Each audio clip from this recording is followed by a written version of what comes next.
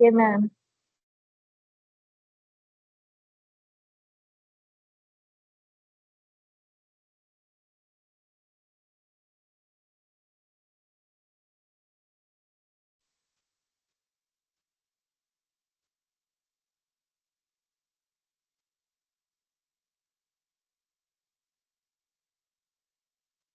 हाँ जी, स्क्रीन नजर आ रही सबको बेटे?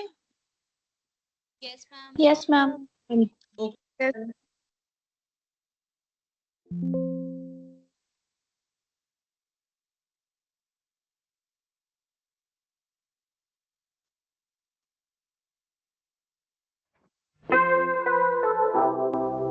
हर बात होगी मनचाही, जब शुरुआत हो सही।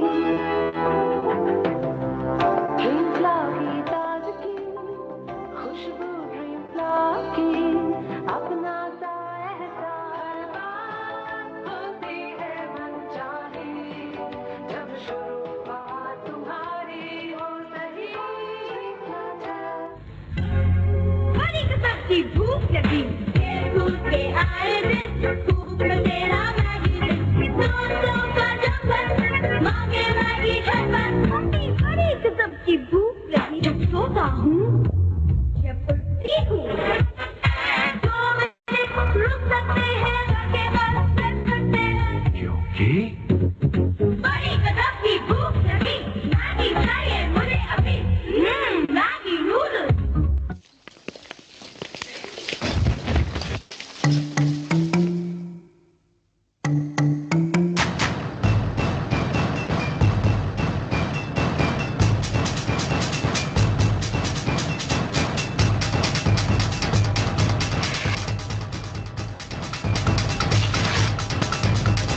जब घर की रौनक बढ़ानी हो, दीवारों को जब सजाना हो, नेरोलैक, नेरोलैक,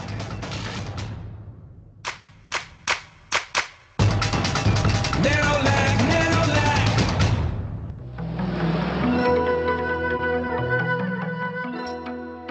जरा सी हंसी दुलार, जरा सा Taste of India. जराती हंसी दुलार जरा सा जराती प्यार जरा सा अरे बाबा मोरे मोरे सने, बना दे हर पल को जैसे हर पल मस्ती का, यही तो अमूल है भैया बात इंडिया का। यही तो अमूल है बाबे, बात इंडिया का।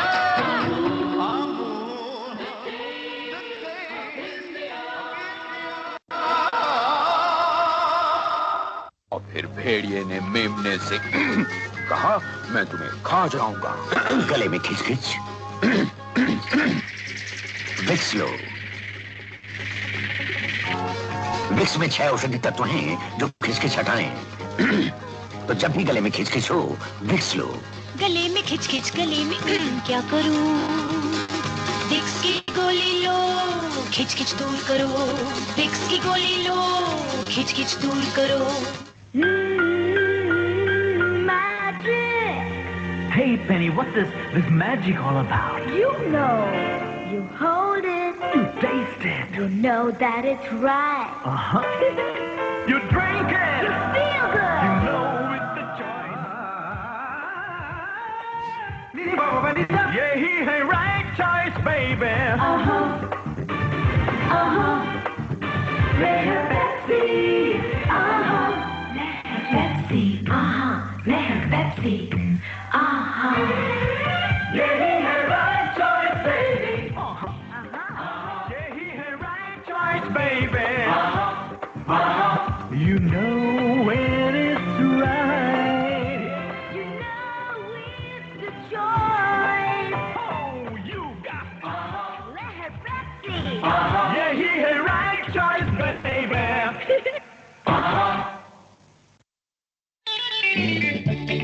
Nirma,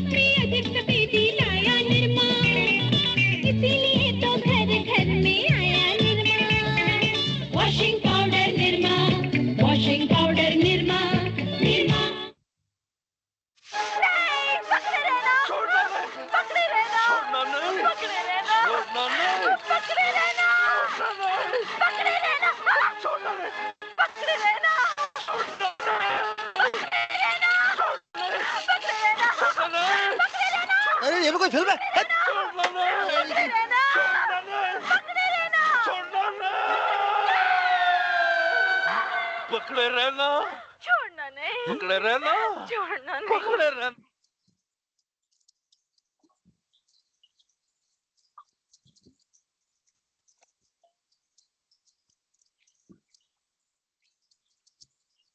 मैम हो गया जी ਤੁਹਾਡਾ ਮਾਈਕ।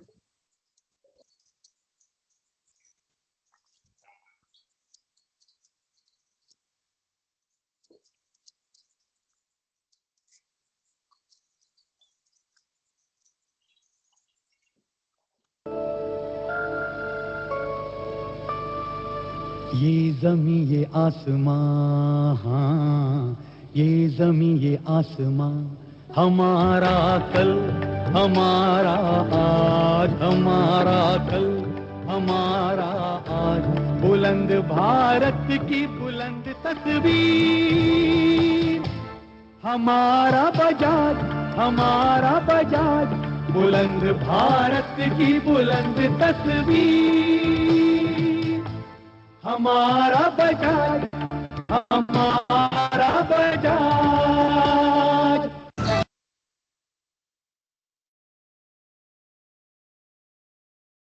हाँ जी बेटा, वॉच कर लिया सबने? आवाज आ रही थी सबको Yes. ठीक? Yes Yes, ma'am. Okay okay, अब हम अपने टॉपिक पे इसके साथ इसको रिलेट करके चलते हैं।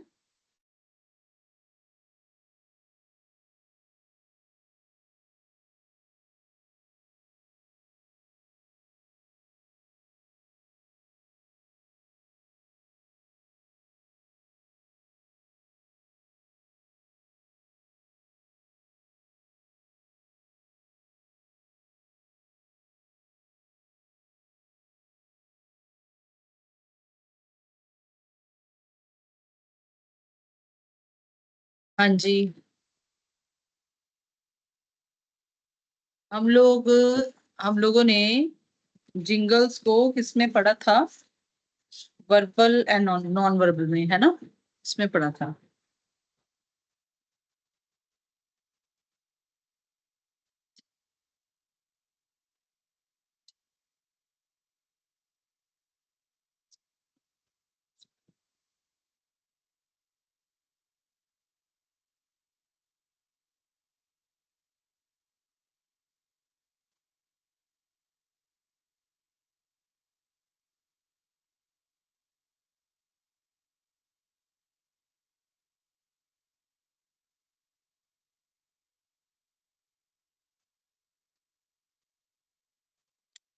हाँ जी बेटा, इसमें हम लोग कर रहे थे, यहाँ पे मैं आपको बताती हूँ। हाँ, ये था ना, हरमन ने पूछा था ना जिंगल। Yes ma'am. हाँ जी, ये देखो बेटे, अब आपको क्लियर हो गया, अच्छे से क्लियर हो गया होगा, है ना? यस कल की, हाँ, मतलब जैसे टैगलाइंस जो साथ में होती हैं और प्रॉपर एक राइम की तरह, जैसे हम एक म्यूजिक में रिदमिक पोइम की तरह उसको साथ में एसोसिएट करके चलते हैं, ठीक है? तो ये जिंगल्स होते हैं, ठीक है जी? तो उन्होंने सारा ही इनफैक्ट, और हम इसमें थोड़ा सा जो आज का टॉपिक करेंगे ना, तो उसमें भी ये वाला जो है पोर्शन जो आज आपने वॉच किया है, ये उसमें भी आपको उसकी एक कोरिलेशन और एसोसिएशन नजर आएगी, ठीक है? क्लियर है? अभी आज देखते हैं ma'am. आगे। हाँ जी, ओके बेटा, इंटरेस्टिंग था। Yes ma'am. Yes ma'am.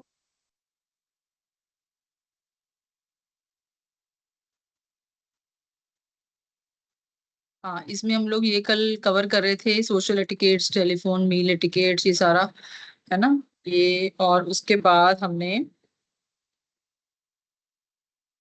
Public relation में भी ये कल पढ़ा था, ये एडवर्टीजमेंट्स की बात करी थी हम लोगों ने, है ना?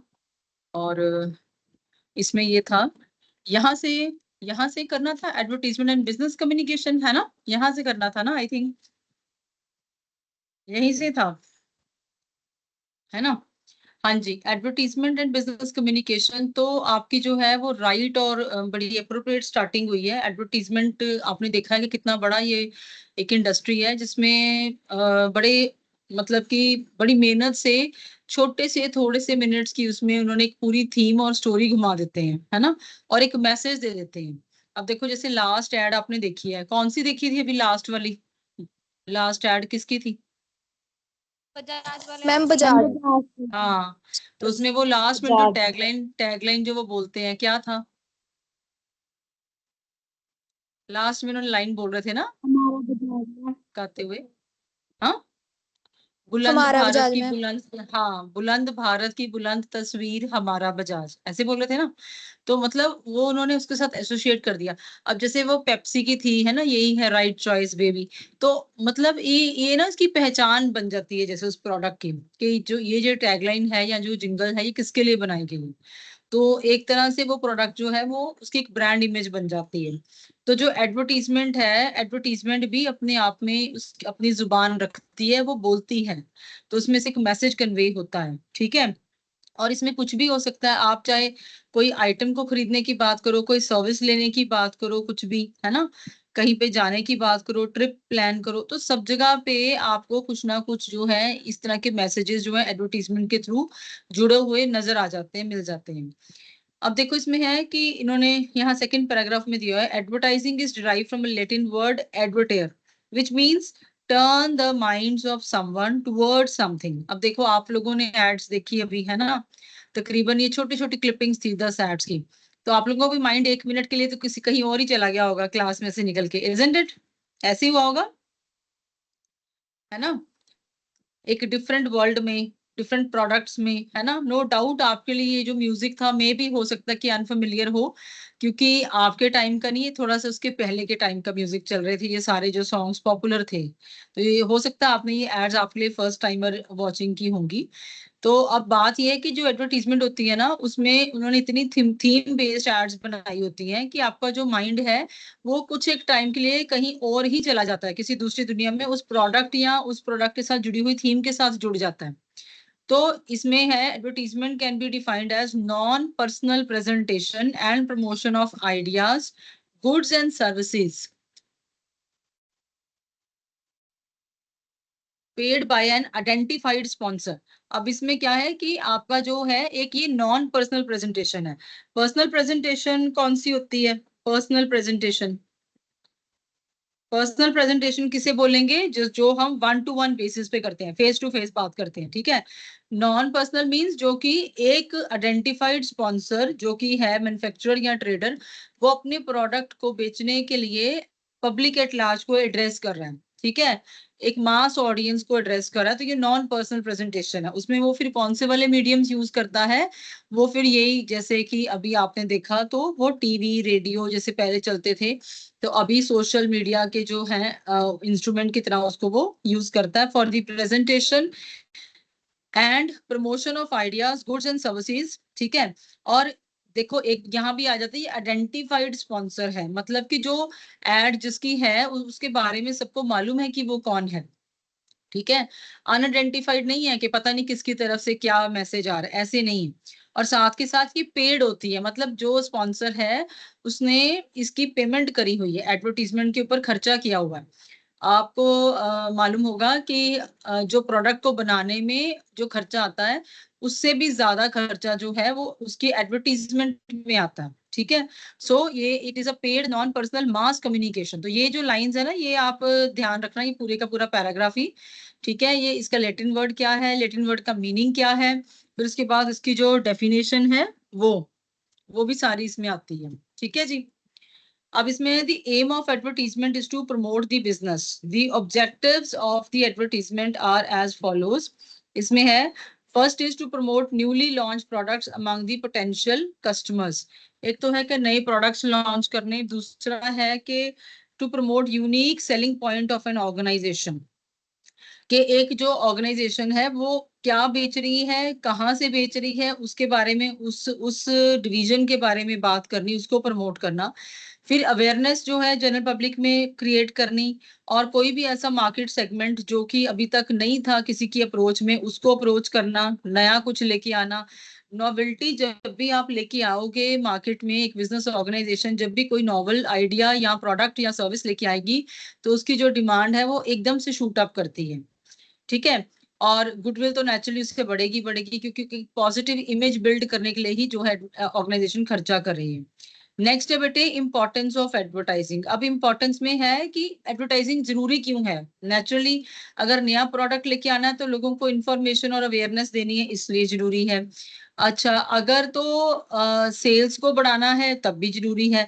आप खुद ही महसूस करते होंगे कि जब आप किसी भी चीज की एड को मोर देन मतलब कि 5-6 टाइम्स बार बार। हाँ जी बेटा।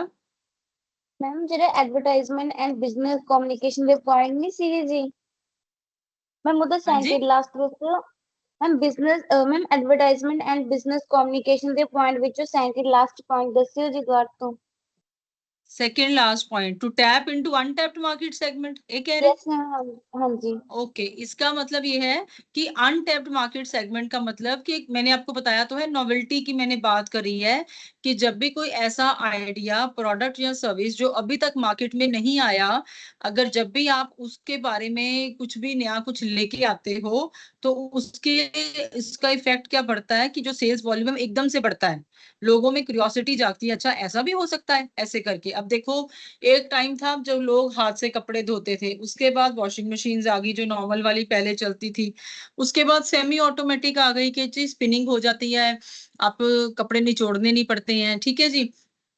धोने वाला काम तो पहले से हो रहा था। उसके बाद अब क्या है, अब फुल्ली ऑटोमेटिक आ गई है। फुल्ली ऑटोमेटिक भी इस ढंग की टेक्नोलॉजी है कि आप कहीं पे भी बैठे हो, आप अपने वाईफाई से भी उसको ऑपरेट कर सकते हो, ठीक है।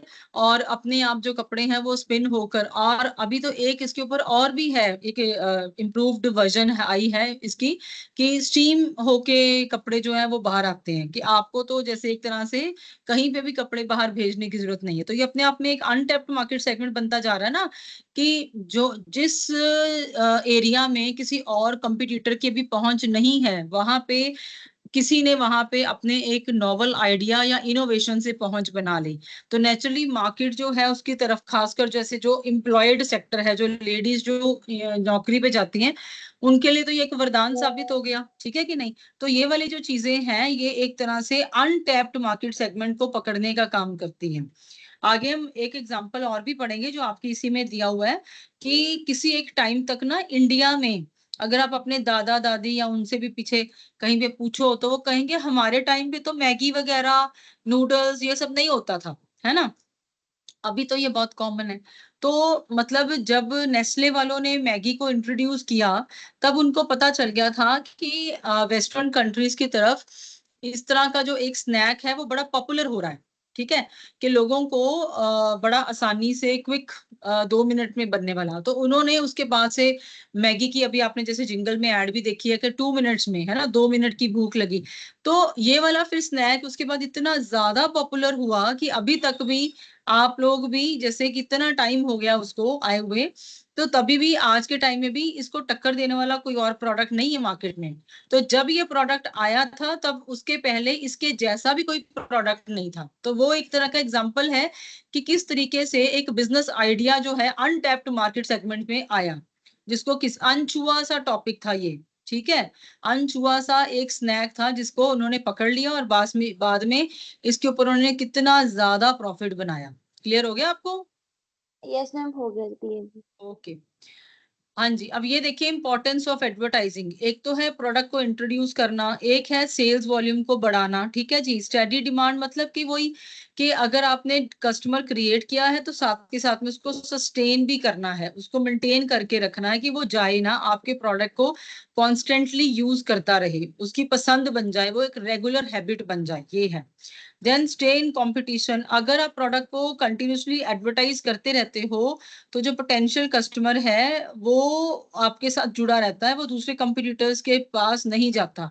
जिस चीज की भी एड लगातार बार बार आएगी, आप कई बार नोट करना कि कई बार ना जो एड्स होती हैं सिमिलर प्रोडक्ट्स की, वो एक ही एक साथ के साथ लगातार आती हैं, जैसे सोप्स की एड है, तो एक ही टाइम पे 2 3 4 तरह के सोप्स की एड इकट्ठी आती हैं। अब उस केस में बड़ी जैसे बोलते हैं ना कट थ्रोट कंपटीशन हो जाता है कि अब किस तरीके से कौन से वाला सोप। अब वही बात है कि जो एड लगातार चलेगी, जिसके ऊपर जो कंपनी है लगातार खर्चा कर रही है, नेचुरली वो वाली जो हो गया प्रोडक्ट, उसकी डिमांड जो है वो सस्टेनेबल रहेगी। ठीक है, और लोगों को अवेयरनेस भी होती रहेगी कि भाई प्रोडक्ट क्या है, कैसे यूज करना है।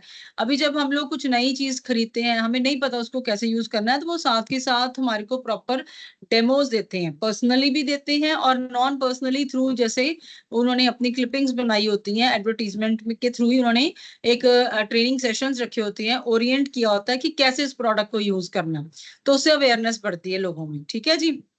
नेक्स्ट है मीडियम्स ऑफ एडवर्टाइजिंग। अब इसमें पहला आ गया प्रिंट मीडिया। प्रिंट मीडिया में नेचुरली ये तो पुराने से चले आ रहा है, न्यूज़पेपर है, मैगजीन्स है, इसमें भी एडवर्टीजमेंट्स आती हैं।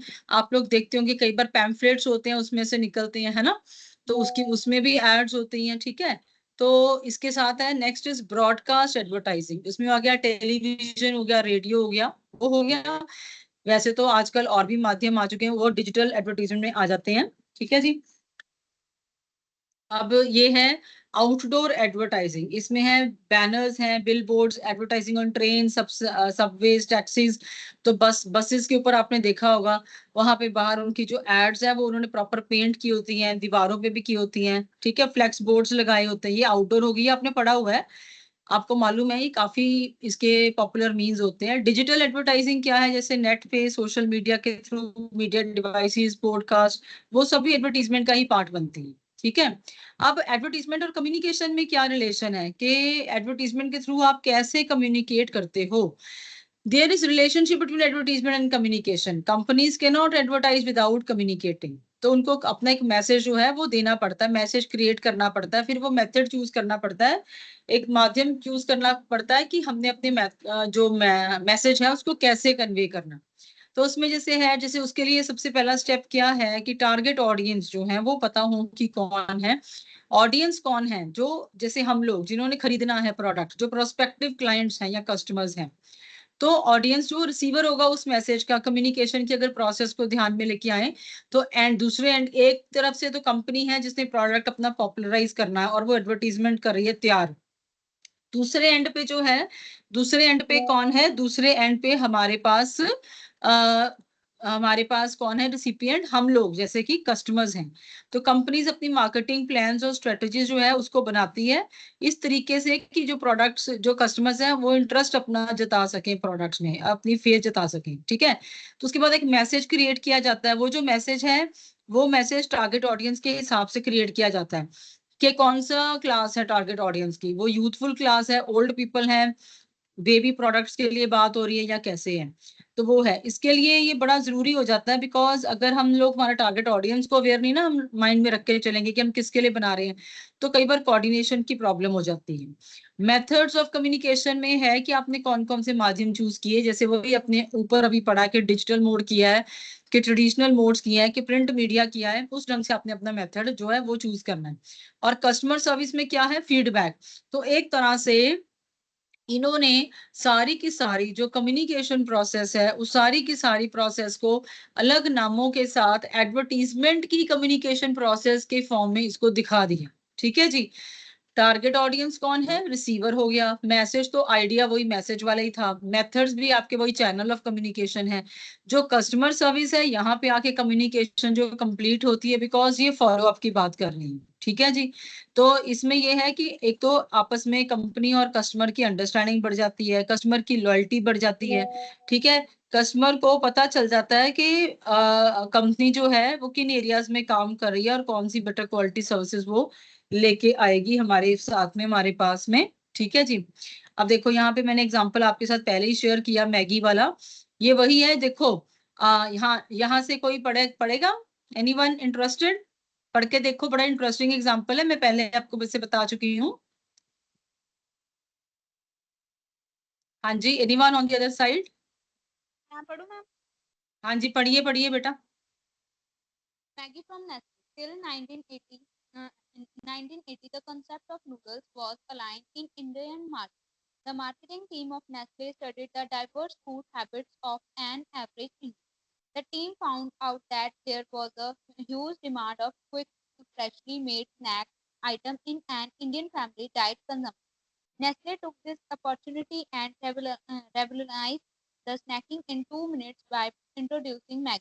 Till now, Maggi has been dominating snacking segment of Indian market.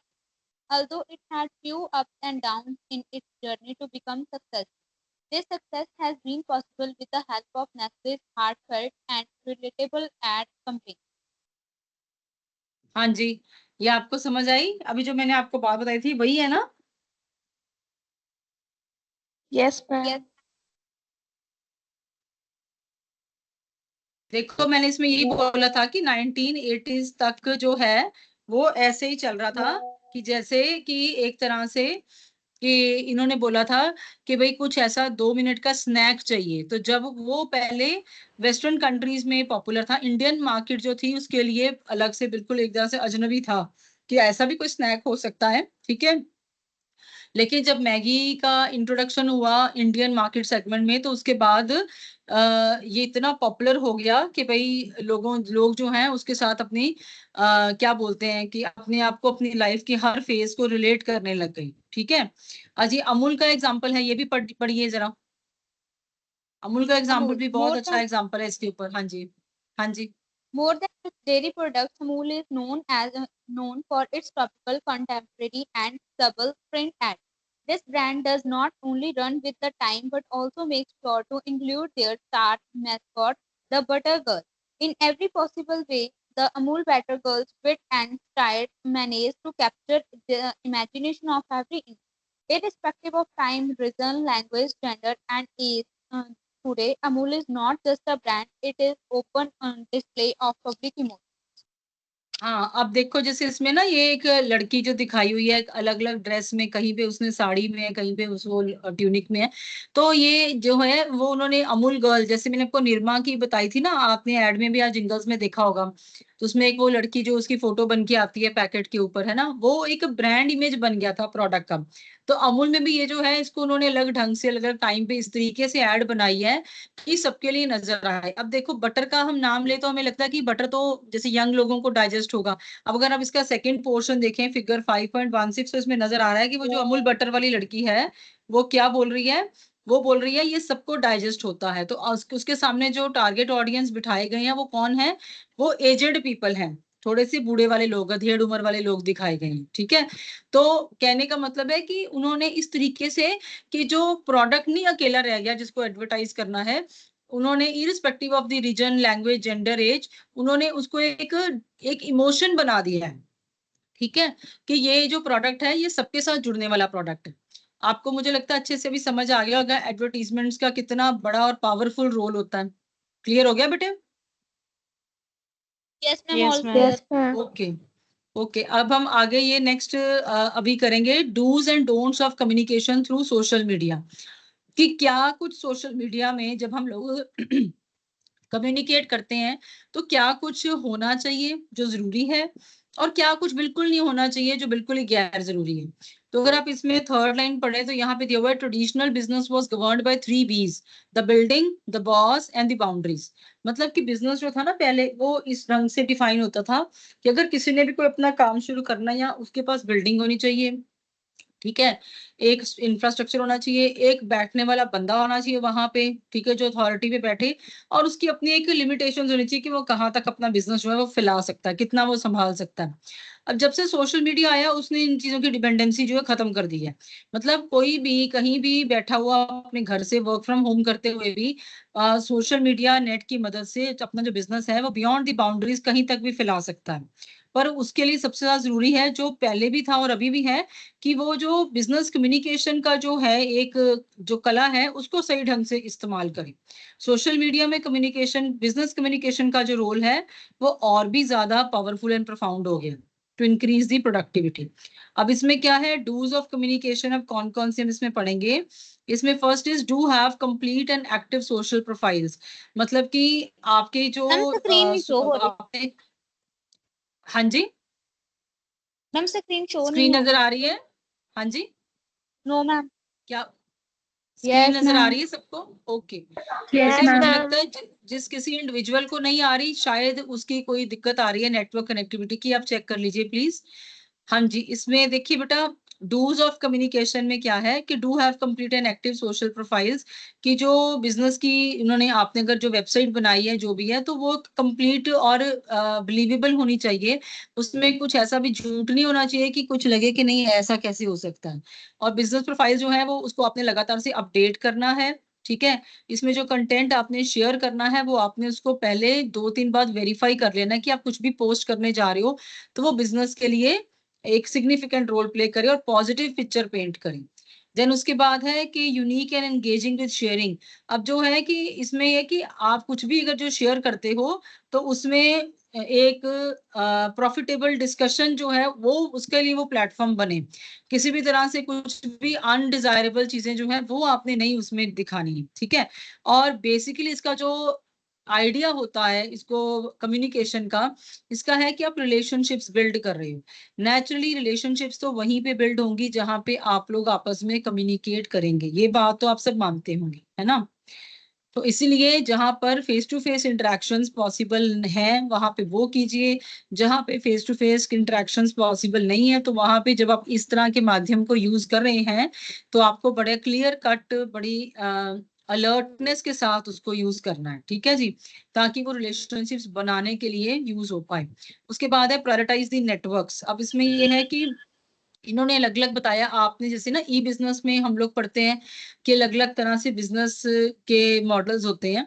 Business to business connectivity भी होती है, बिजनेस टू कस्टमर भी होती है, बिजनेस टू गवर्नमेंट भी होती है, ऐसे करके। तो उन्होंने बताया कि जो नेटवर्क्स अलग अलग ऑडियंस या टारगेट ऑडियंस के लिए सूट करते हैं उनके साथ हम लोग जुड़ के अब उसी टूल को हम लोग यूज कर सकते हैं कम्युनिकेशन के लिए।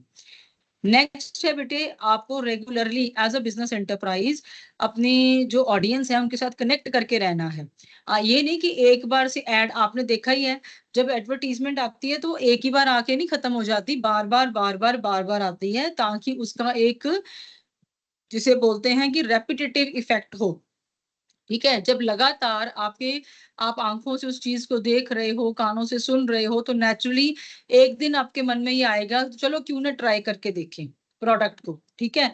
तो इसका मतलब है कि रेगुलरली इंटरेक्शन होनी चाहिए ऑडियंस के साथ, लेकिन साथ के साथ इस बात का भी ध्यान रखना है कि आपको अगर किसी तरह का कोई क्रिटिसिज्म फेस करना पड़ता है, कुछ नेगेटिव बात, तो आप उस क्रिटिसिज्म को बड़ी ग्रेसफुली हैंडल करें।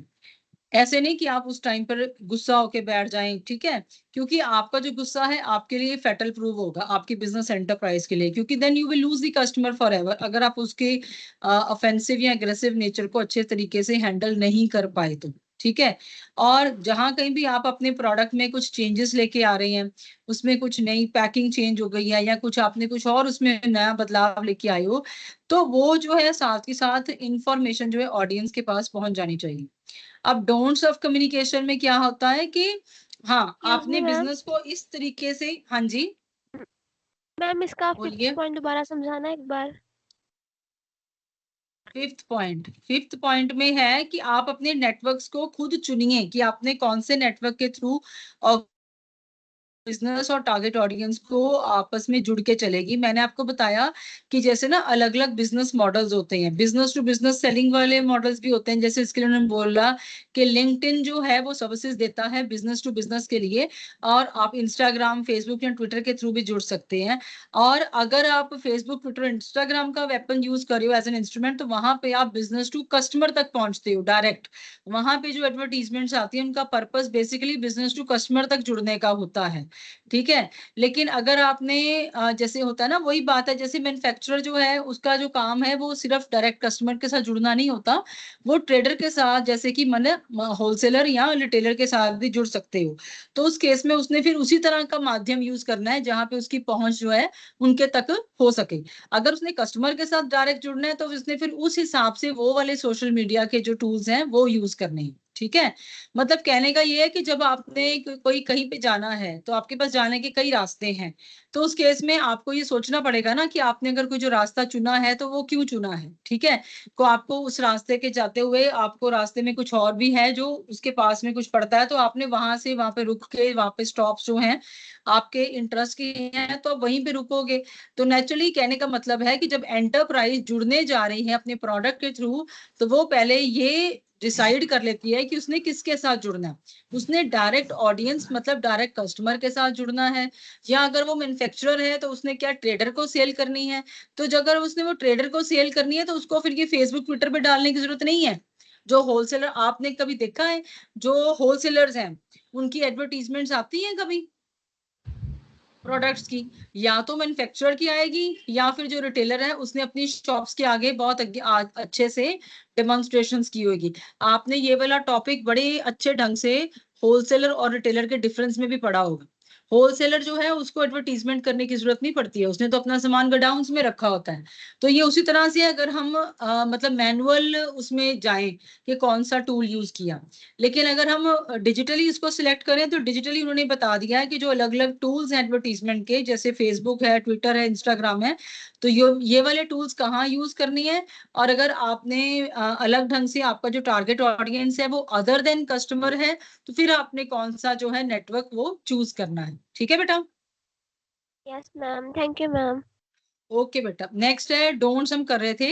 डोंट्स ऑफ कम्युनिकेशन जो है ना, इसमें ये था कि डोंट प्रोजेक्ट एज नीडी। जो बिजनेस है ना उसको इस तरह से नहीं अपने आप को प्रोजेक्ट करना कि जरूरत बिजनेस को है, ठीक है ना। उस केस में ठीक है वो मेहनत कर रहे हैं, उन लोग कस्टमर्स के थ्रू ही प्रॉस्पर करेंगे, बट फिर भी उनको कुछ बातें जो है ना वो अवॉइड करनी चाहिए।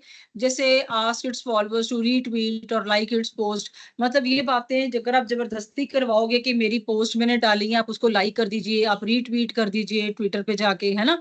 तो मतलब इस चीज में तो इसका मतलब है कि हम लोग खुद ही बड़े फिक्रमंद हुए पड़े हैं कि हम लोग पॉपुलर हो जाएं। तो हमारे को जो ध्यान किस पे देना चाहिए, हमारे को ध्यान अपने प्रोडक्ट की क्वालिटी पे देना चाहिए, ना कि हम अपने नंबर ऑफ फॉलोअर्स बढ़ाएं, ठीक है। तो फेक एडवर्टीजमेंट्स जो हैं या फेक मैसेजेस हैं उनको हमें अवॉइड करना चाहिए। जो टाइम है हमारा एक रिलेशनशिप्स को बिल्ड करने में होना चाहिए, ना कि सोशल मीडिया पे।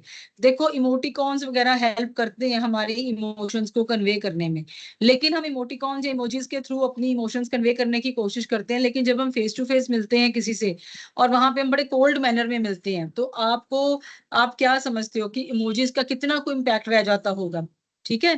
तो कहने का मतलब है कि एक जो आर्टिफिशियल चीज है वो आर्टिफिशियल ही होती है। जो आपकी वार्मथ ऑफ रिलेशनशिप एक बिजनेस एंटरप्राइज प्रोडक्ट के ऊपर ध्यान देके अच्छी क्वालिटी का प्रोडक्ट बना के कस्टमर तक अगर वो वार्म रिलेशनशिप बना सकती है, तो उसके जैसा कोई भी और सानी नहीं है, ठीक है जी। अब नेक्स्ट है कि अगर आप रिटन कम्युनिकेशन कर रहे हो तो ग्रामेटिकल मिस्टेक्स वगैरह के ऊपर, पंचुएशन के ऊपर, वो सारी आपने अगर पोस्ट डाल रहे हो तो वो सारी आपको बड़े ध्यान से देखनी पड़ेंगी कि मैंने कहाँ पे कौन से वो जो है यूज करते हुए हैशटैग्स हैं या जो भी आपने उसके जो साइंस है, सिंबल्स यूज करने हैं, कहाँ पे यूज करने हैं, क्योंकि हर एक का कुछ ना कुछ मीनिंग कन्वे होता है। उसके बाद है ऑटोमेटेड मैसेजेस के ऊपर आपने बहुत ज्यादा डिपेंड नहीं करना है, ठीक है। आपका जो ओरिजिनल मैसेज है वो अपने आप में पर्पस सॉल्व कर देगा। And a business must always cross check for authenticity of things it sees and considers. मतलब जो चीज भेजी जा रही है एक बार वो चली गई तो लोगों के मन में एक वो छाप बना लेगी, एक इमेज बना लेगी।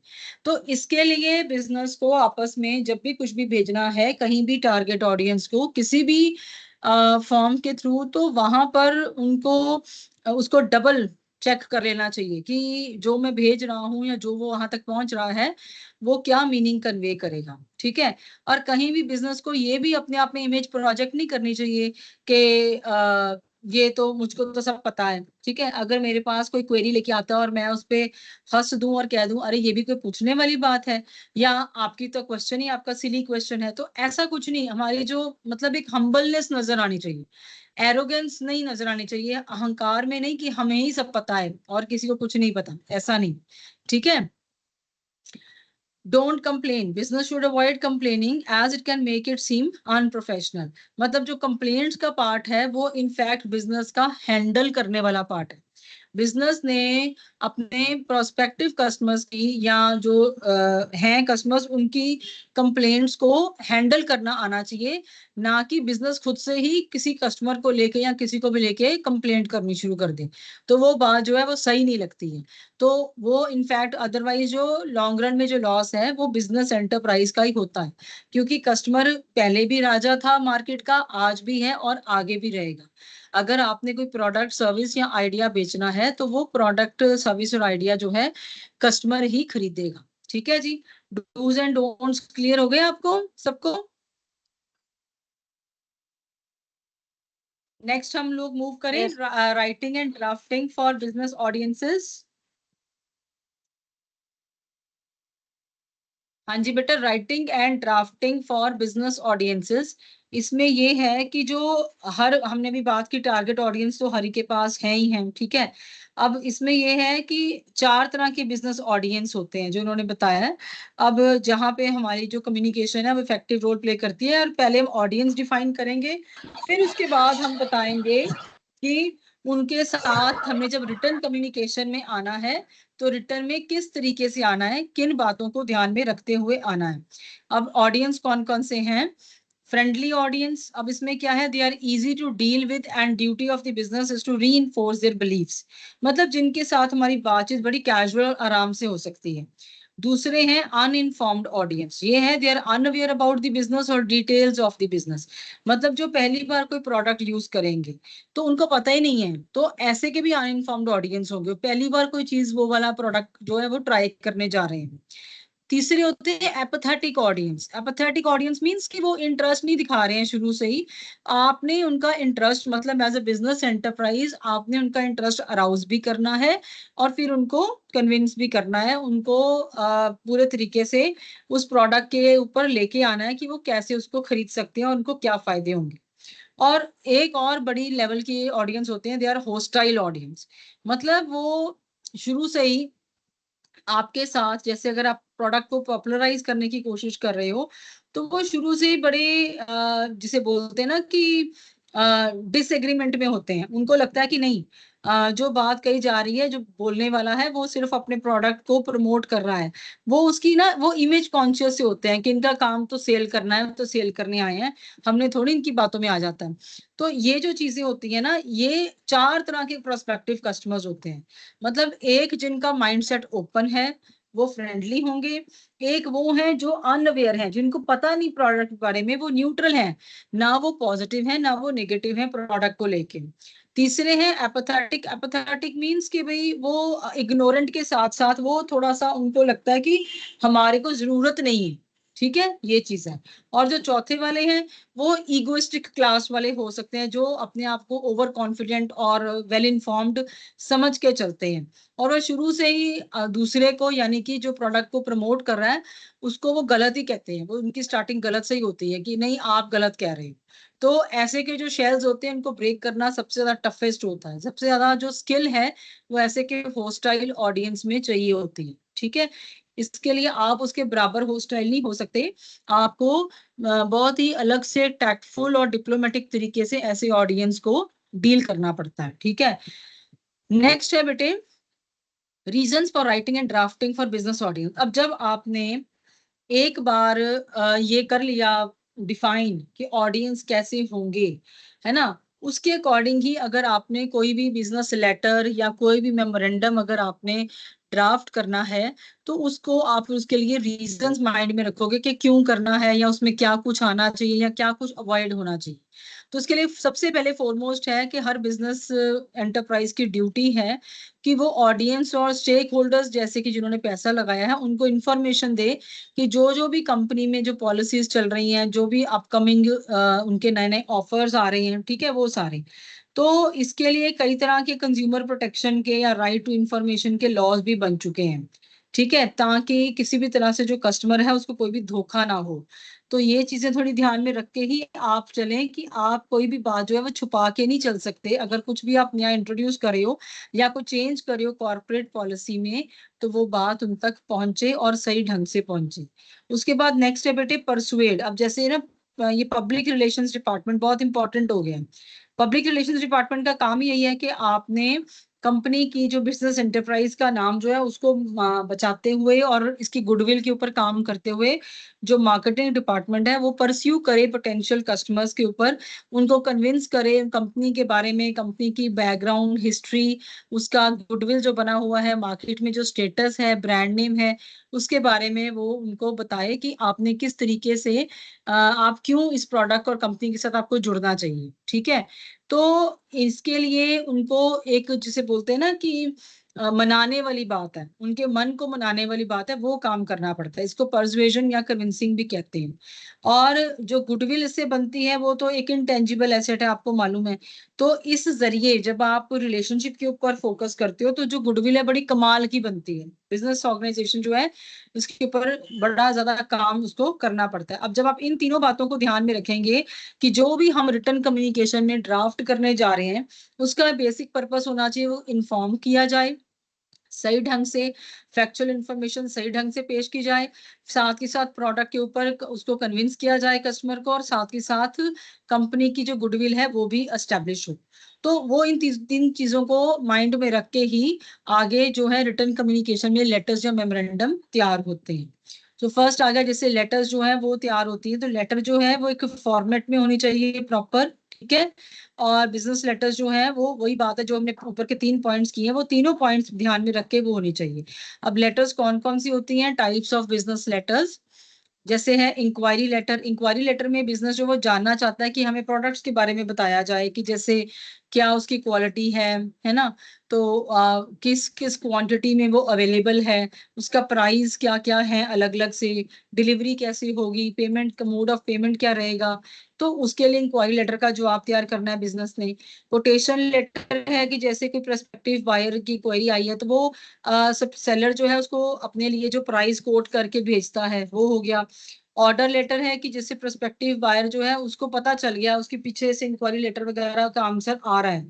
तो अब जो बायर है वो डिसाइड कर रहा है कि हाँ मैं मतलब कि बायर अभी बना नहीं है, वो प्रोस्पेक्टिव बायर है, वो सोच रहा है कि अब मैं इसको खरीदूं तो उसके लिए मैंने ऑर्डर प्लेस करना है ना, कि मेरे को सबसे बेस्ट जो है वो मैचिंग हो, बेस्ट प्रोडक्ट मिले, मिनिमम प्राइस पे मिले। उसके ऊपर एक ऑर्डर लेटर जो है वो तैयार होती है। देन कंप्लेंट लेटर है जब परचेजर के पास गुड्स पहुंच गए, ये सारा जो है ना एक चेन में चल रहा है जैसे। तो जस्ट परचेजर के ने ऑर्डर प्लेस कर दिया, गुड्स उसके पास पहुंच गई है, जब उसको लगा नहीं गुड्स उसके उसके अकॉर्डिंग नहीं है जो वो चाहता था, जो वो सोच रहा था, तो फिर वो कंप्लेंट लेटर भी लिखता है। ठीक है, तो ये परचेजर की तरफ से होती है जो कंप्लेंट लेटर होती है। ठीक है जी, उसके बाद है रिकवरी लेटर। अब इसमें क्या है कि letter written by the seller for collecting of money for the goods supplied by him to the buyer is called recovery letter. अगर जैसे सेलर ने अगर जो लेटर है वो उसने भेज दिया कि उसके पास पैसे जो है वो पहुंच गए, ताकि एक तरह से एक्नॉलेजमेंट हो सके कि ठीक है हमारे पास जो पैसे हैं वो पहुंचो। ये अलग अलग तरह से ये लेटर्स होती हैं जो कि अलग अलग टाइम पे अलग अलग सिचुएशन के लिए बनाई जाती है। ठीक है, अब जैसे इन्होंने फॉर्मेट दिया हुआ है लेटर का, तो इसमें सेंडर भेजने वाले का नाम, एड्रेस, और जिसको भेजा जाना है उसका नाम, एड्रेस और उसकी डेजिग्नेशन। फिर सब्जेक्ट जैसे हम लोग विशा लिखते हैं, तो सैल्यूटेशन जैसे हम रिस्पेक्ट या डियर मैडम सर करके ऐसे लिखते हैं। फिर उसको लेटर को हम लोग एक ही पैराग्राफ में नहीं कभी भी लिखेंगे, उसको कम से कम 2 पैराग्राफ्स में, जैसे फर्स्ट में उसका थोड़ा सा आइडिया का जो है वो शुरुआत होगी और बेसिक जो बॉडी होगी वो सेकंड पैराग्राफ में आ जाएगा। उसके बाद लास्ट में जो आप कंक्लूडिंग रिमार्क्स देना चाहते हो, इसका एक मैं आपको इधर दिखा देती हूँ। ये है जैसे इंक्वायरी लेटर है, इसमें इंक्वायरी लेटर में भी आपने जैसे आपने कुछ पूछना है ना, तो पूछने वाले का नाम, address, email address, phone number वगैरह, जहां वो जा रही है वहां पे उसका वो हो जाएगा। उसके बाद सैल्यूटेशन आ गया, उसके बाद है कि यही शुरुआत होगी कि मेरे को लगता है कि आप सब सही होंगे, मैं इंक्वायर करना चाहता हूँ फलानी चीज के बारे में या सर्विस के बारे में, है ना। उसके बाद इंट्रोडक्शन देके आपने जो है उसकी एक डिस्क्रिप्शन जो है वो दे दी, एंड उसके बाद आपके पास जो उसका आ गया सारे का सारा एक आंसर। उसके बाद आपने एक कंक्लूड कर दिया पोलाइट रिक्वेस्ट के साथ, इसके ऊपर जो है एक्शन लिया जाए। इसका ना आगे मैं आपको ये दिखाती हूँ, इन्होंने एक दी हुई है फिर कोटेशन लेटर। कोटेशन लेटर में क्या है कि जो कंपनी है वो अपना एक प्राइस कोड करती है, तो इसमें उसका नाम, पोजीशन, कंपनी का नाम, एड्रेस, वो सारा कोड वगैरह, मेल, तो जिसको भेजनी है प्रोस्पेक्टिव कस्टमर को उसी का एड्रेस वगैरह, ठीक है। फिर सब्जेक्ट, फिर उसमें ये है कि उसने बोला कि भाई thank you for considering for your needs, उन्होंने डिस्क्रिप्शन दे दिया, ठीक है। उसके बाद है कि कोटेशन जो है वो उन्होंने साथ के साथ अपनी प्रोवाइड कर दी आइटम वाइज, जो उन्होंने नीचे लिखा हुआ है, तो उसकी एक डिस्क्रिप्शन दे दी कि ये प्रोडक्ट है, उसका ये प्राइस है, और उसमें ये क्वांटिटी मिलेगी, ठीक है। ये आएगा सारा, ये सारी डिटेल है। ये डिटेल्स आपको इस तरह से ऐसे तो नहीं पूछी जाएंगी, ठीक है, लेकिन आपको बस थोड़ा सा इसकी ग्लिम्स पता होनी चाहिए। अब जैसे ये देखो, ये ऑर्डर लेटर है, तो ऑर्डर लेटर में भी इन्होंने वही है कि अब ऑर्डर कंफर्म हो गया है, ठीक है, तो इसमें भी वही जो भेज रहे हैं उनका नाम, एड्रेस वगैरह, जिसके पास जा रही है उनका नाम, एड्रेस, जैसे एक, और उसके बाद है कि लिख के कि हम आपको ये ऑर्डर्स भेज रहे हैं, ऑर्डर्स की डिस्क्रिप्शन दी हुई है, प्रोडक्ट का जो नेम है, ठीक है, इसमें उसका डिस्क्रिप्शन है वो सारा क्वांटिटी वाइज, और उसके साथ उन्होंने बोल दिया है कि आप रिव्यू कर लीजिए ऑर्डर को, कंफर्म कर लीजिए कि सब कुछ ठीक है, अगर कोई डिस्क्रिपेंसी है या कुछ भी है तो हमारे को आप कांटेक्ट करिए इस नंबर पे, ठीक है। और उसके साथ एंड में फिर आप थैंक्स वगैरह वो सब लिखेंगे, तो ये चीजें आती हैं। अगर कंप्लेंट लेटर है तो कंप्लेंट लेटर में क्या होगा, शुरू से तो वो सारा कुछ सही रहेगा, वैसे सेम रहेगा। सब्जेक्ट में आप जैसे कंप्लेंट का एक वो लिख देंगे टाइटल के, receiving lesser quantity of goods than ordered, कि हमारे को लेस क्वांटिटी मिली है गुड्स की जितनी हम मांग रहे थे, तो फिर उसमें ये बताया गया है। फिर प्रॉपर ये कस्टमर की तरफ से होती है, तो वो बताता है कि मेरा ऑर्डर नंबर ये था, इस डेट को आया था, तो मेरे को लेसर क्वांटिटी जो है वो मिली है, और कुछ साथ में पीसेस डैमेज भी थे, है ना।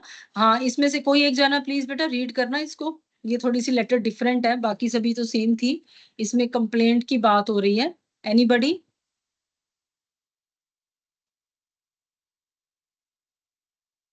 मैं पढ़ाऊँ? हम्म। With respect हाँ to ji order Samriddhi. number 501, dated हाँ जी, 20 पढ़िए पढ़िए। September 21. This हाँ is to ji. inform you that I have received lesser quantity of microchips of size 10 than ordered. Also, some of the pieces received were damaged and needs to be replaced.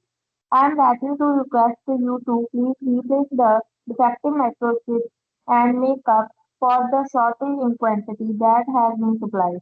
According to the order details, I have ordered for 15,000 pieces. However, only 9,000 pieces were delivered. I am including a copy of the order sheet and invoice received during delivery for the research.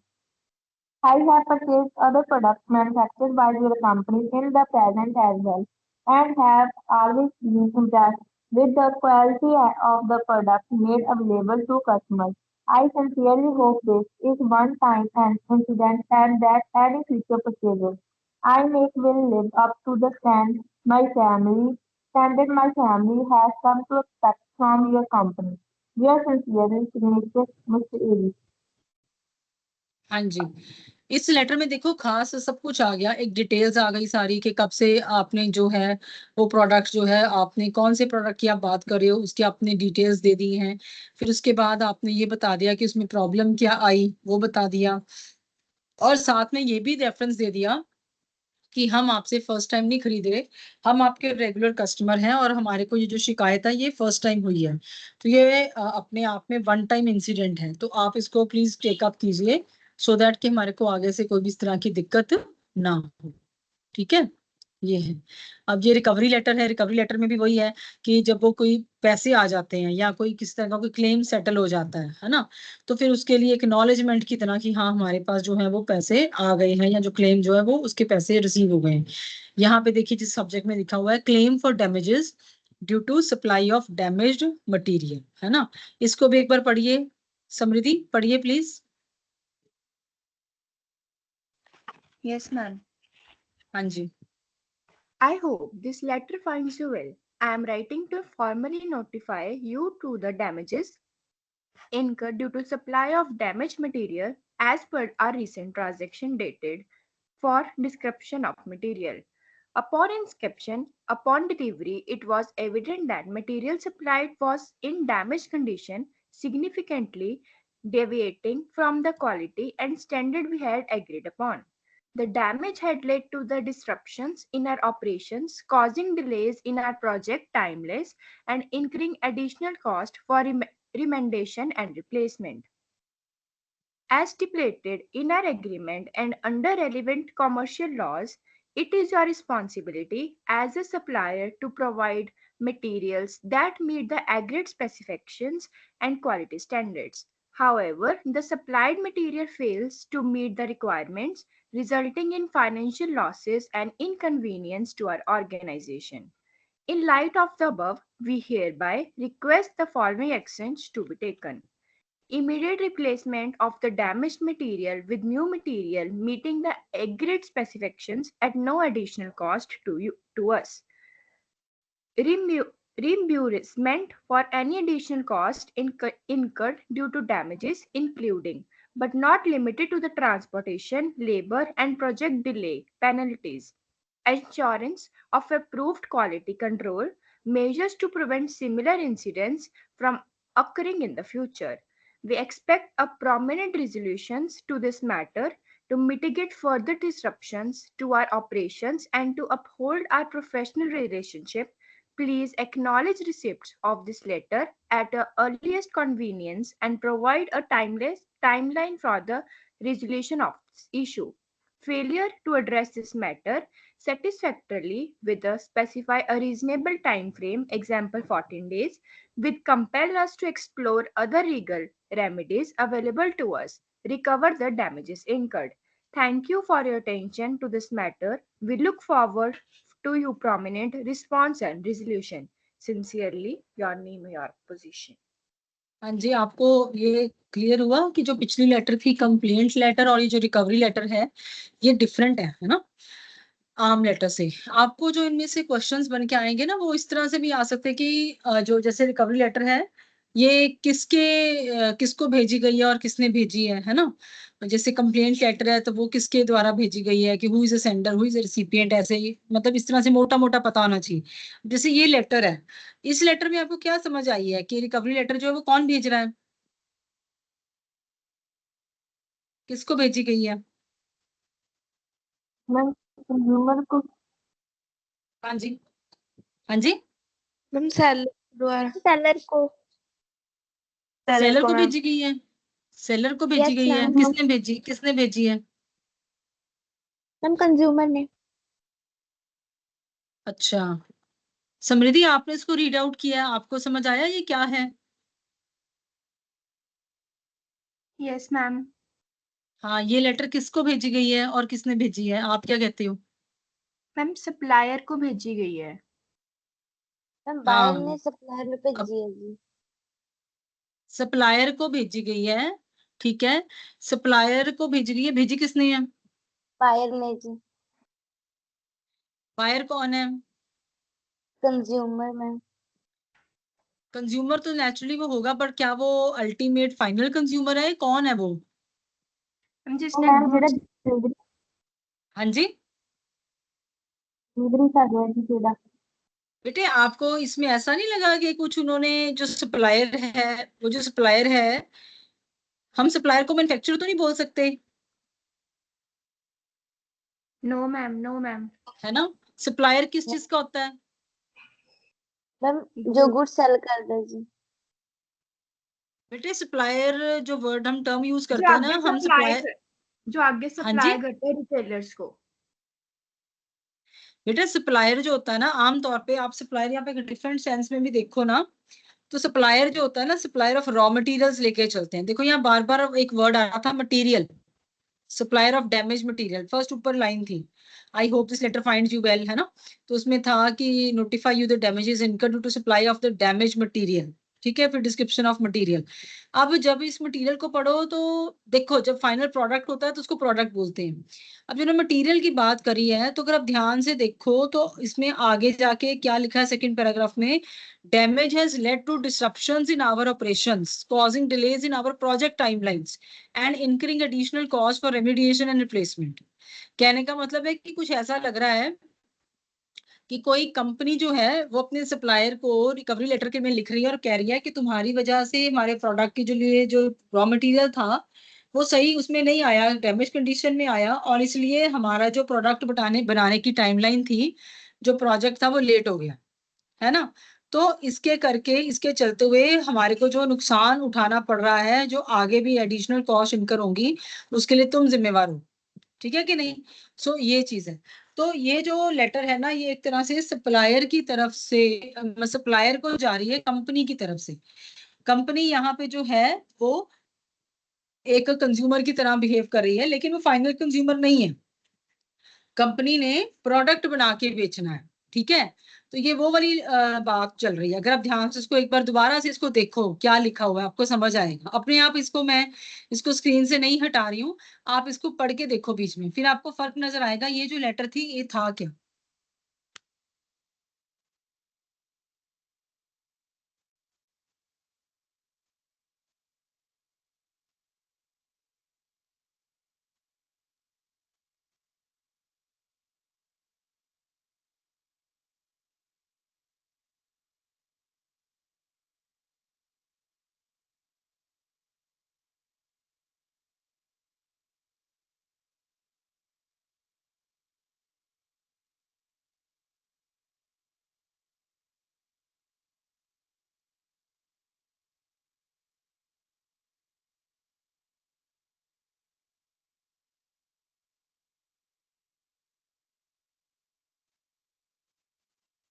हाँ जी बेटा, ये आपने देख लिया, समझ आया ये। हाँ जी बेटा, Yes, ma'am. पढ़ के Yes, पढ़ के ma'am. पता चला Yes, है ना, ma'am. इसमें डिफरेंट डिफरेंट है ना ये दिया हुआ। नेक्स्ट हम करते हैं memorandum. Memorandum is one two all note normally used for communicating policies, procedures, or related official business within an organization. It is often written for broadcasting a message to an audience rather than a one-on-one interpersonal communication. It may also be used to update a team on activities for a given project or to inform a group within a company of an event, action, or observance. A short message or record used for internal communication in a business. तो कहने का मतलब कि जैसे हम लोग school में जैसे नोटिस निकालते हैं, है ना, बच्चों के लिए इन्फॉर्म करने के लिए जो भी, तो ये भी एक ब्रॉडकास्टिंग का जरिया है। तो इसमें आप वन ऑन वन की जगह पे एक एक को बुलाकर जो बोलोगे बताओगे जो भी है, तो उसमें ये है कि आप शॉर्ट मैसेज एक बना लेते हो, तो उसको मेमोरेंडम बोलते हैं। उसका फॉर्मेट क्या है कि कहाँ से वो मैसेज चल रहा है, किसकी तरफ से और किसकी तरफ जा रहा है, फिर उसकी बॉडी। देखो इसमें एग्जांपल हम देखते हैं। सैंपल मेमोरेंडम, सेल्स मैनेजर को जा रहा है, मिस्टर XYZ जो मैनेजिंग डायरेक्टर है, मतलब टॉप लेवल से मिडिल लेवल में जा रहा है, ठीक है। डेट भी आ गई। अब इश्यूज क्या है इसके, जो इसका सब्जेक्ट है वो क्या है, बिहेवियरल इश्यूज। अब इसको पढ़े कोई एक जना, एनीबडी, पढ़ो जरा बेटा। Yes, ma'am. हाँ जी A पढ़िए number बेटा। of people have been complaining about the behavior of the sales team members. Our clients have complained regarding the use of inappropriate language and rude behavior for the sales staff. These complaints could have an adverse effect on the company image and brand image. I think it's essential that you need to coordinate with your team members and sort out this issue. If complaints like this continue in future, the management will be forced to take serious steps against some of the sales staff. You are requested to get this matter sorted out with your sales team. If necessary, I can arrange for the HR personnel to list you in the prospect and send us a detailed report along with the statements from your team members. हाँ जी, ये एक तरह से notice की तरह है, ठीक है। तो उसमें उन्होंने क्या बोला है कि उन्होंने अपनी मैनेजमेंट में लोगों को, ये जो एम्प्लॉइज हैं उनको वार्न किया है, उनको आगाह किया है कि हमारे को ना आपके बिहेवियर, जो सेल्स टीम है उसके बिहेवियर को लेकर कंप्लेंट्स मिल रही हैं, ठीक है। तो अगर तो ये कंप्लेंट्स जो है वो लैंग्वेज नहीं यूज करे सही ढंग की या रूड बिहेवियर शो कर रहे हैं, तो इसका जो कंपनी की इमेज के ऊपर बैड इफेक्ट जा सकता है। तो इसके लिए जरूरी है कि जो टीम मेंबर्स हैं वो आपस में इस बात के ऊपर फोकस करें और इस ऐसे के इश्यूज जो हैं उसको सॉर्ट आउट किया जाए। अगर ऐसी कंप्लेंट्स फ्यूचर में भी रिपीट होती हैं तो जो मैनेजमेंट है वो फिर उनके खिलाफ एक्शन लेगी, उन सेल्स स्टाफ के खिलाफ जो इसमें इंडल्ज होंगे और जो अपने आप को इम्प्रूव नहीं कर रही। ठीक है, तो ये जो है एक तरह का जो मैसेज जो है ये बाहर के लिए नहीं है, it is not for the customers और क्लाइंट्स और मार्केट और गवर्नमेंट, एनी पार्टी आउटसाइड। तो एक्सटर्नल मैनेजमेंट उसके लिए नहीं है, एक्सटर्नल कम्युनिकेशन का हिस्सा नहीं है ये इंटरनल कम्युनिकेशन का हिस्सा है। तो हाँ जी, समझ आ गया आपको बेटा, क्लियर हो गया?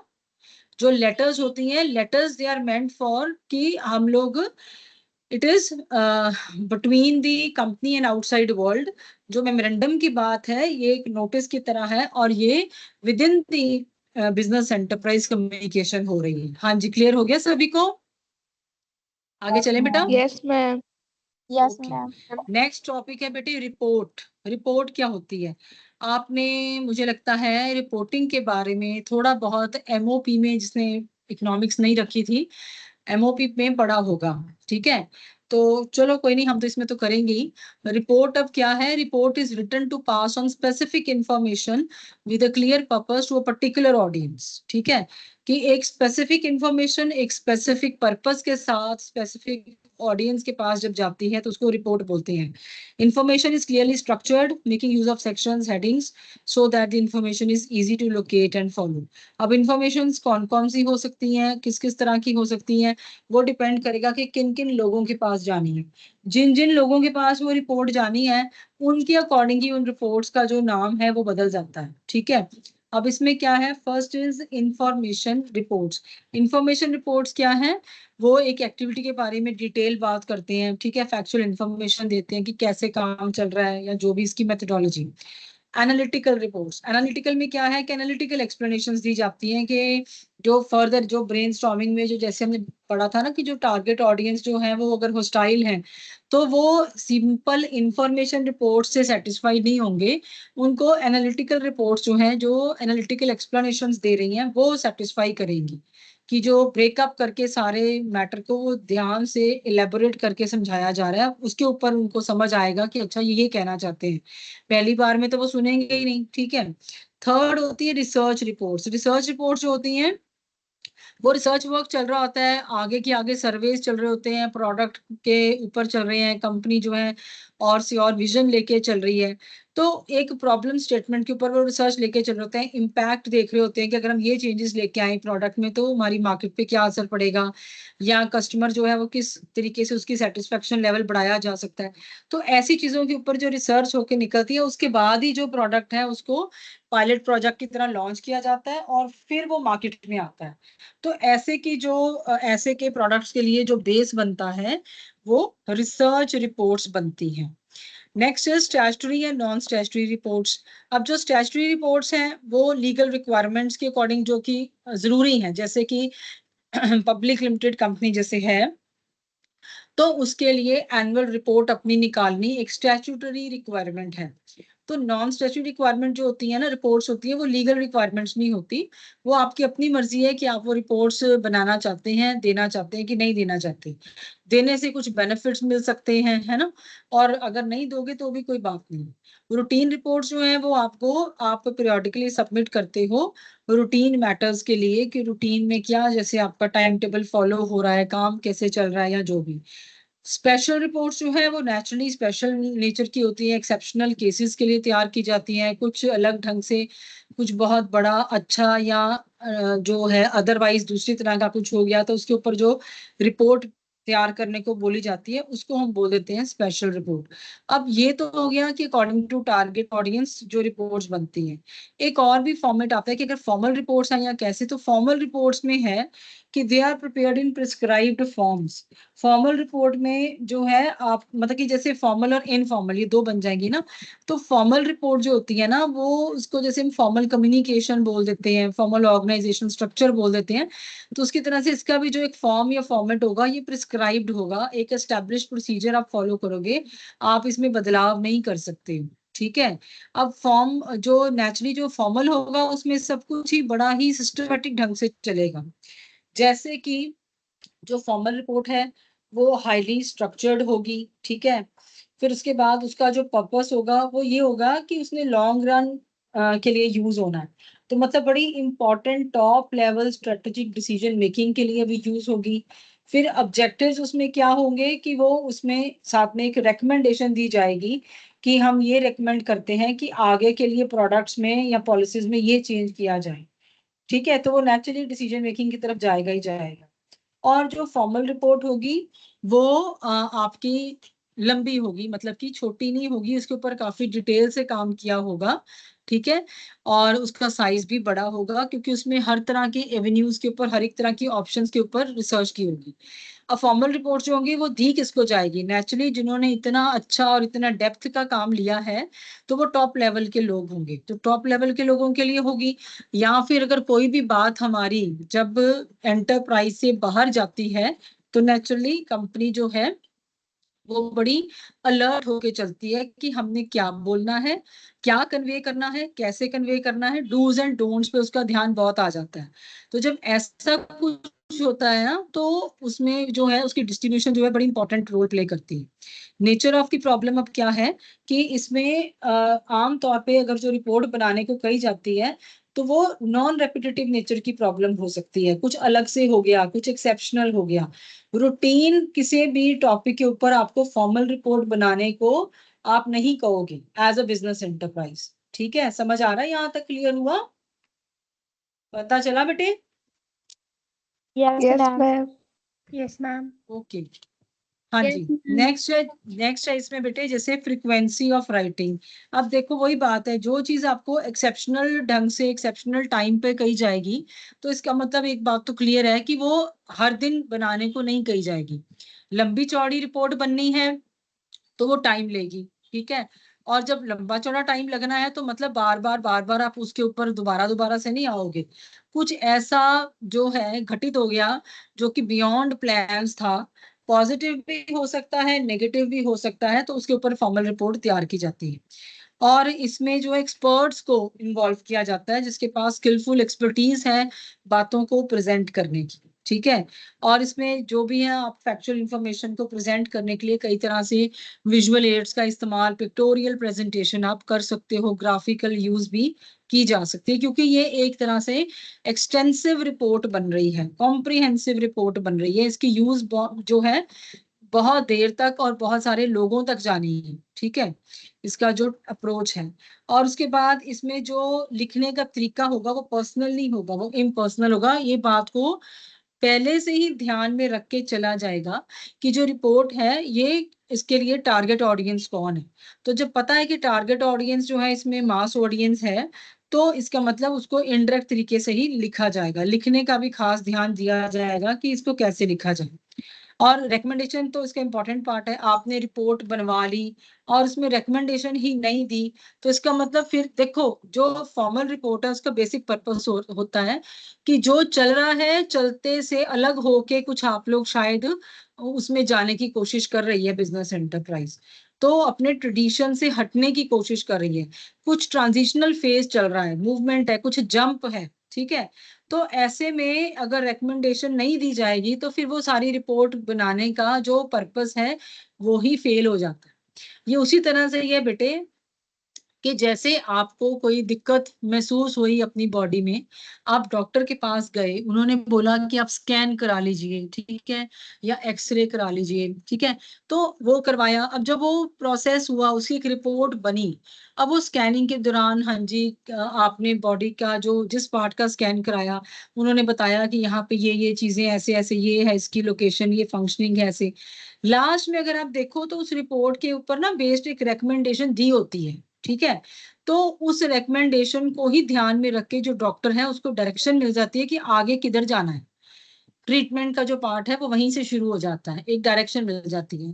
और अगर आप ये बोलो कि हाँ जी रिपोर्ट बना दीजिए, लेकिन जो रिपोर्ट कर रहा है वो एंड में ये लिखे ही नहीं कि रिकमेंडेशन क्या है या क्या डायग्नोसिस निकल के आ रहा है, ठीक है, तो फिर तो वो रिपोर्ट का सारा पर्पस ही फेल हो जाना है, चाहे जितनी मर्जी आपने लंबी चौड़ी बनाई हो या जितना मर्जी टाइम लेके बनाया हो, ऐसा ही है ना। क्लियर हुआ आपको फॉर्मल रिपोर्ट का जो है मैटर? क्लियर हुआ बेटा Yes, सबको? ma'am. Yes, ma'am. ओके। और नेक्स्ट इसकी अगर ऑपोजिट हम बात करें तो वो है इनफॉर्मल रिपोर्ट। इनफॉर्मल रिपोर्ट जो होती है ना, they are prepared with no proper prescribed forms or according to established procedures and neither for proper authorities. They are said to be informal reports. It is the opposite of formal report. तो ये उससे उल्टा चलेंगे, सारे जितने भी points होंगे इसके उलट चलेंगे। ठीक है, हाँ जी, एनीबडी वांट्स टू रीड? इसको ऐसे ही पढ़ जाते हैं। मैंने आपको फॉर्मल रिपोर्ट अच्छे से बताई है, तो यहाँ से हम देखेंगे, बिल्कुल आप समझते जाओगे, इसका उलट चलेगा। हाँ जी, anybody interested in reading it out? हाँ जी, समृद्धि पढ़िए बेटा। Informal reports. Informal reports are prepared with no proper prescribed forms or according to established procedures and neither for the proper authorities are said to be formal reports. It is the opposite of formal report. Forms of report. Informal reports are less structured and it is less important to follow the prescribed format. Purpose. The main purpose of informal reports is to present the facts to assist managers in making business decisions. Objectives. business decisions. हाँ जी। Objectives. Conveying routine messages and to help routine functions is a basic objective of informal report. Length. It is short in size and informal report is short in size. Distribution. Short reports is usually circulated within an organization. Nature of problem. Informal reports deals with less complex and reoccurring problems. Frequency of writing. It is written frequently, almost on a daily basis. Writing responsibilities. These reports are usually written by the subordinates. Use of visual aids. This type of reports seldom uses visual aids. Writing style. This report follows direct and personal writing style. Recommendation. Recommendations are not required in informal reports. हाँ जी, thank you बेटा। इसमें देखिए बेटा, ये जो सारे points थे एकदम से इसमें जो डिफरेंसेस हैं वो क्लियर कट नजर आ गए। ये स्ट्रक्चर्ड नहीं है, इसका पर्पस डेली रूटीन के लिए है, असिस्ट करने के लिए है मैनेजर्स को, है ना। और इसमें इसकी लेंथ सबसे छोटी होती है, फॉर्मल की तरह लंबी चौड़ी नहीं होती, है ना। और ये आउटसाइड बिजनेस पार्टीज जो पार्टीज हैं उनके लिए नहीं है, विद इन दी ऑर्गेनाइजेशन है। तो इनफैक्ट मुझे लगता है कि आपको सभी पॉइंट्स इसमें समझ आ गए हैं। कोई ऐसा पॉइंट जो ना समझ आया हो बता दो। No, ma'am. आगे चले? No, ma'am. आगे नहीं जाना? आगे Yes, चले? ma'am. Yes, ma'am. ओके बेटा, हाँ जी, ओके। हाँ जी, ये देखो बेटे, सैंपल रिपोर्ट दी हुई है इवेंट की। उन्होंने कोई बताया कि कहीं पे कुछ हेरिटेज डे मनाया गया, तो उसकी एक उन्होंने रिपोर्ट तैयार करके बताई कि कौन कौन आया, कैसे डे सेलिब्रेट हुआ, है ना, वो सारा कुछ है। हाँ जी, नरिंदर आपने कुछ कहना है बेटे? हैंड रेज कर रहे हो आप? You want to say something?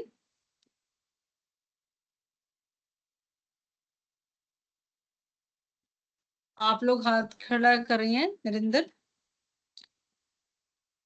Reading के लिए हाथ खड़ा कर रही हैं? रमन ने हाथ खड़ा किया था। ये जो है sample report of an event, मुझे लगता है ये आपको समझ आ जाएगा। एक बार ये स्क्रीन पे लिखा है, आप एक बार जस्ट इसको गो थ्रू होके देखें। रमन आप पढ़े जरा इसे फटाफट से।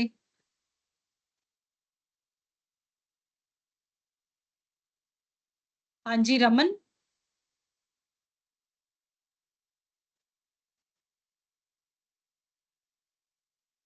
Sample report of an event, ये देखो बेटे, इसमें कुछ भी नहीं है, एक ऐसे की तरह जैसे पैराग्राफ होता ना, उसकी तरह उन्होंने वो सारा दे दिया है। मुझे नहीं लग रहा इसमें से कुछ खास आपको कुछ नहीं समझ आएगा, आप इसको अपने लेवल पे भी देख सकते हैं।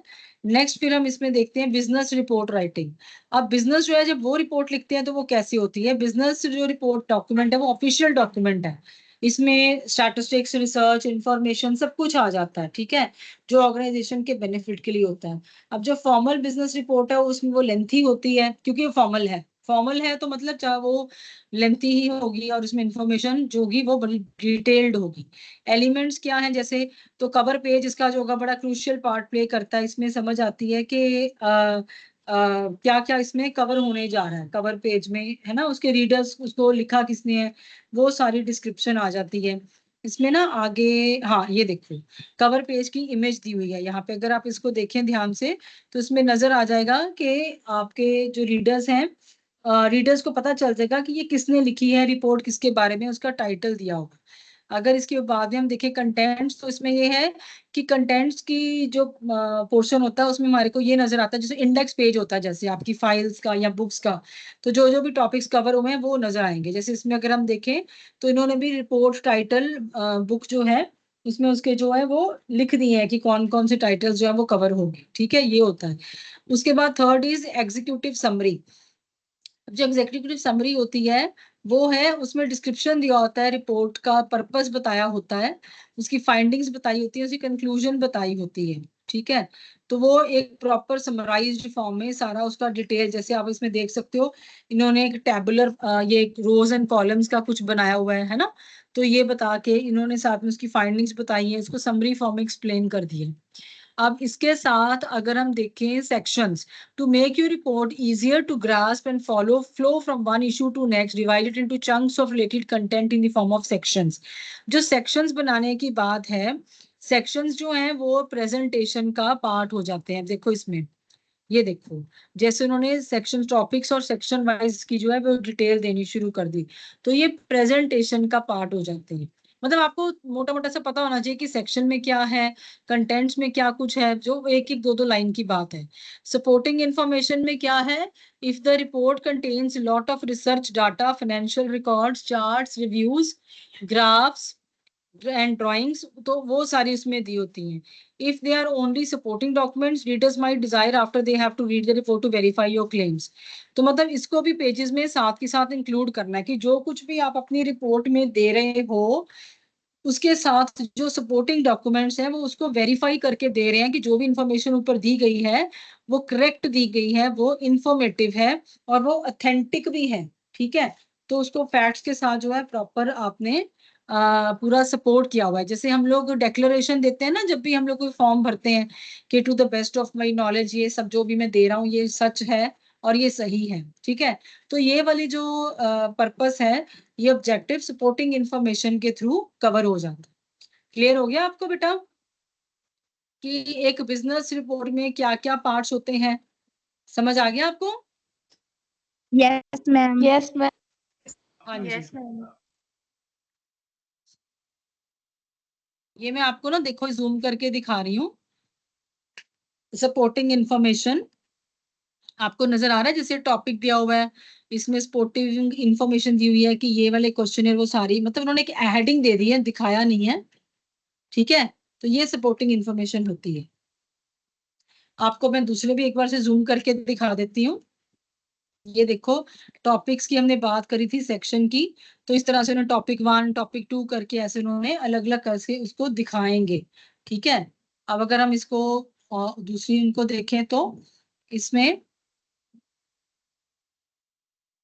ये देखो जैसे ये है समरी, तो समरी में मैंने आपको बोला था ना कि इन्होंने आपको एक जो अलग से पेज पे वो दे दिया कि क्या कुछ निकल के आ रहा है, जो भी इन्होंने टूल्स लगाए हैं उसमें आपका जो टाइटल है वो सब भी और जो इंडेक्स है वो भी निकल के आ रहा है, ठीक है जी। अब यहाँ पे देखो अगर हम कंटेंट्स की बात करते हैं तो ये देखो आप कंटेंट्स में भी इन्होंने बता दिया कि कौन कौन से टॉपिक्स आपने कवर करने हैं। और अगर हम इसमें जो फर्स्ट था, फर्स्ट वाला जो था ये भी इसमें भी देख लो आप, टाइटल इसमें नजर आ रहा है ना कि रिपोर्ट टाइटल 2000 जो भी ईयर का है, और नीचे जो दिया हुआ है कि ये किसने तैयार की। तो ये इसको जो इंफॉर्मेशन है ये वो आपको ऑथेंटिसिटी प्रोवाइड करती है ताकि जो रीडर है उसका एक फेथ लेवल जो है वो बन जाए, ठीक है बेटा। मुझे लगता है कि यहाँ तक आप सबको समझ आ गया होगा। Yes, ma'am. Yes, ma'am. Yes, ma'am. इसी तरह की कोई दिक्कत है तो बता दीजिए प्लीज। No, ma'am. हाँ ओके, हाँ जी।